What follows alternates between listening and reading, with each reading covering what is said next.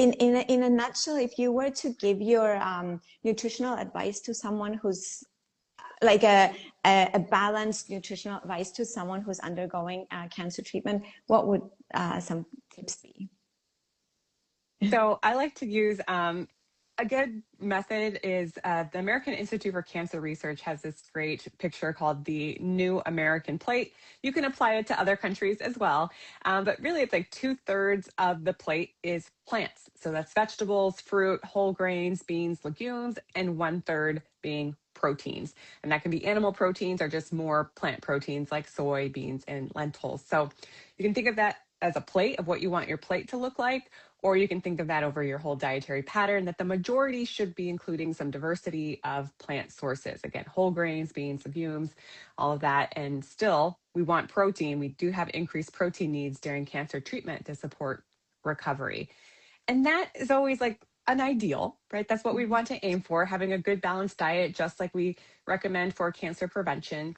But also, we need to have more flexibility because, as we just discussed, there can be times where meat, not even interested at all. So, okay, not having a very high protein day, that's okay. Let's get a little bit more, maybe using a protein supplement during that time could be helpful. Maybe just a smaller selection of vegetables that you can actually tolerate, and that's okay too. So I always remind patients, like, we have this ideal that we're trying to work towards in the balance, but we need to have some flexibility because at the end of the day, the priority is adequate energy. Yeah. Period. Yeah. It does not matter if you had 3 servings of fruits and vegetables that day, but you only had about 400 calories. That's what we're most concerned about. So meeting your calorie needs is essential during cancer treatment. Yeah, and that brings us back to why we're discussing this topic of sugar and carbohydrates, because they are such a good source of energy for people, and also because, again, to clarify that there is sugar, or the glucose molecule also exists in all carbohydrates. So saying that you're gonna go sugar-free would mean to get rid of all of the carbohydrate intake, and that would be such a loss for the body. Yes, yeah. And you know, when we talked about fiber too, it's like, oh, sometimes I get arguments back about, then you can just take a fiber supplement and then that would, you know, replace the need for your fruits and vegetables. Like, fiber is not one thing, and there's different types of fiber. And when you're getting your fiber from food sources, you're getting a diversity of fibers and fiber types. So that helps support, you know, more diverse, abundant microbiome versus what you buy in, you know, a little fiber supplement might have 1 or 2 different types of fiber, when our plant sources are going to have much more diversity and come packed with vitamins and minerals as well. Exactly. And they're so yummy also. So they come with deliciousness and freshness and hydration, which is also very important during treatment, of course. Yes, great point there. Yes, our fruits and vegetables, good high water content. When it's hard to drink all that liquid, that's a good way to get it in too. Yeah. And I forgot to mention that we actually did have another conversation, you and I, a couple of years ago, where we talked more about plant-based sources of fiber during cancer treatment. So I'm definitely going to link to that for this conversation, because we got into the discussion of soy and how that is also, you know, there is a misconception there. And I know that that's another topic where you feel very passionate about. So I'm definitely going to link to that. So, anybody who is interested can find out. Great. Yeah, thank you. Yes, there's a lot of myths around in cancer, and I don't like to just let them go by, because they can have, as we've talked about today, it's like, well, then you're limiting carbohydrates. And then you said, all right, soy is not safe, and I got to cut out soy and any soy product. And really, there's not evidence behind doing those things. Yeah, very good point. So since we said that there is a lot of misleading information, what are some of the tips that you would share on social media, or you would tell people that you talk to, on how to evaluate nutrition information specifically on social media? Because that is, you know, nutrition is such a hot topic, and I feel like there is a lot of people prey upon other people on social media when it comes to nutrition. Yeah, absolutely. Because this is the time where a lot feels out of a cancer survivor's control, right? You're told what Mhm. appointment to go to, what treatment you're receiving, and diet actually feels like something you do have some control over. So you want diet to support you and not harm you. So people try to get to their providers, ask for information. You don't have much a time in that appointment with your provider. So again, where do they turn? The internet. And there's people that are like, okay, you want information? You're desperate. I can sell you something, or I can Right. get you scared of something so that you'll listen to me. Mhm. And oftentimes when I've had patients come to me with something that they've heard online or ask me about it, I'll ask, well, where did you hear that? Where did you hear that information? And sometimes they don't even remember, like, oh, I think a friend told me, or I think I saw that in my Facebook group. Like, that's it, right? You should know where that information is coming from. If you're going to act on this information, this health information, you should know where that information came from Mhm. and dig a little deeper. Okay, so that person said it in your support group. Where did they get that from? Did they get it from a website? Go to that website. Who posted that information? Are they actually a specialist in oncology? Do they have any research citations to support what they said? Or is it just literally, it ends up being rumors? It just gets repeated and then things start changing about what they Yeah. said.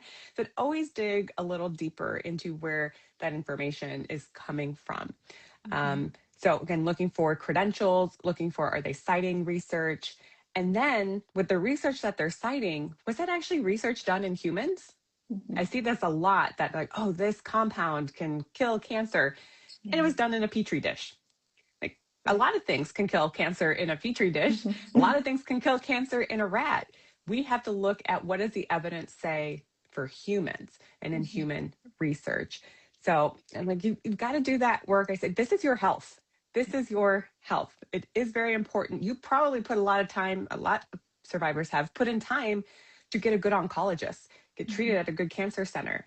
Put that same effort towards that information that you're using to help support your health as Yeah. well. And just recognize that not everyone has your best interest at hand, and they can see that this is a population that's very vulnerable Mhm. to misinformation.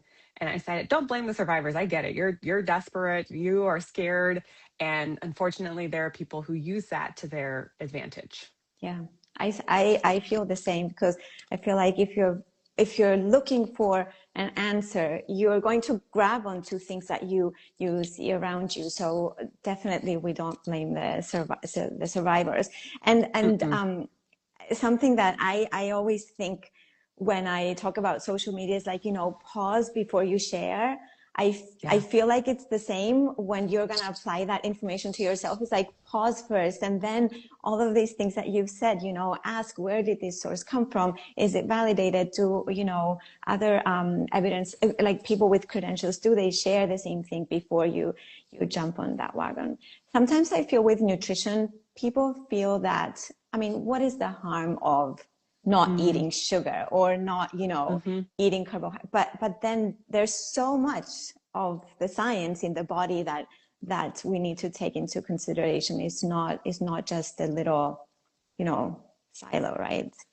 Yeah, yeah. When I first posted about the sugar feeds cancer, people are like, well, what's the harm in people not Yeah. eating cancer? I'm like, well, I didn't say they should be eating sugar. I'm just saying that there's more nuance to this, Mm-hmm. and that this ends up bleeding into, well, then no sugar, so then no carbs, and so no Mm-hmm. fruits, and so no. So you've got to stop it right at the source and be like, hey, let's stop this. Let's address this. Let's get into a little bit more understanding of that nuance. And yeah, like I said, it often gets misinterpreted when I say it, like, oh, and then she thinks sugar is okay. Like, Yeah. no, we should not, we should not be eating lots of added sugar. But it's also not the worst thing in the world if they had a cookie. That is not how this. Yeah. That's not how this works. So I really like what you said there. Pause. Just pause. We are Pause. surrounded by information. I mean, you're not even looking for it, and it pops up on your feed. Mm-hmm. So, Yeah. and And it's especially with cancer survivors, a family member, a coworker will say something to them. It's like, mm-hmm. you're getting information even when you don't want it and aren't looking Yeah. for it. So Yeah. just pause. I'm like, okay, well, And I'll it's spend some time. Yeah, I'll think about this or look into this before I act on this. I act on it. Yeah, yeah. I feel like that's a great way to to finish this important conversation, and also I think a reminder that just like medicine is we're moving towards a more individualized approach to different conditions and medical treatments. So is nutrition, right? So even something that you hear that has worked for someone else doesn't mean that it's gonna work the same way for you. So that's another added thing that I think we should always have in mind. Correct. Yeah, yeah, and I'm excited about where the research is going with nutrition. I've mentioned before that there's ongoing trials right now that are combining certain types of diets with certain therapies and certain cancer types to really help make that treatment more effective. And but it's going to be very personalized, as you mentioned. And I know people want the research to be way farther ahead than it is now. Nutrition is actually a fairly young field. So to get into nutrition and oncology, we're really now just in the baby beginning steps of this. And we wish that it was farther along, but it's not. And be very hesitant of people making claims that it's farther along than it really is. The big claims, exactly. Mm-hmm. Good. Well, can you, I'm sure that many of our viewers will have more questions, or they are curious to, learn more about you and read everything that you, offer online. So could you tell people where they can find you, your work, and, your podcast as well, so that we can hear more? Yeah, so I have a podcast, Cancer Nutrition HQ, on any podcast forum that you're listening to. And I actually have a full episode about the sugar feeds cancer myth there. And then I'm on Instagram at Cancer Nutrition HQ, and my website is cancernutritionhq.com. So. And there's a lot of cool information, and you will also see a lot of pictures of either animals eating all sorts of, of fruits and vegetables, I love them. Clothing and earrings with yes. fruits and vegetables, which I enjoy a lot. Yes, yeah, I like to bring a little lightheartedness into this because I know cancer is a heavy topic to discuss, and like to bring joy into eating, and we should enjoy food. Yeah, for sure. Well, that's again, that's a great segue to my last question, which is the question that I ask everyone when they come here for a chat is, what is one of your favorite plant food recipe, ingredient, something that you would share with us, and why do you select that as one of your favorites? And I know it's hard when plants are your favorite. Oh my gosh, I know. I say, I've never met a fruit that I don't like. I love them all, but I think I might have said this the last time we talked too. I'm like, I just love chickpeas. I love garbanzo beans. I'll eat them. I'll drain them from a can and just eat them straight. I love them. Their texture is really good. They're a great way when I'm trying to stretch an animal protein. I'll throw in chickpeas because they're really high in fiber. I really love their texture, and I love hummus. I just love chickpeas. They're I know, fantastic. kind of a boring answer. I'm there's so many good things. I love a lot of plant foods. I love all fruits. I'm this is versatile. Yeah, and also we have the air fryer since the last time we talked, where we can, quickly make them, turn them into crunchy little snacks and top salads and everything else. And is that one food that you recommend to people undergoing cancer therapy? Yes, and so when we're trying to reach those higher fiber goals, beans and lentils are just so packed. Half a cup has 8 grams. We're almost a third of the way to your goal by just having half a cup. So I said, add it to your salad, add it to a meal, makes an easy side dish, and can really be a big fiber boost without a whole lot of volume. Fantastic. Well, that's wonderful. Thank you so much. It was all very important information. I think that people will find it useful. It's always a pleasure to chat with you. Breaking down one misconception at a time. And for sure, I will link to the podcast and everything else. And I hope to do this again soon. All right. Thank you for the conversation. Thank you. Take care.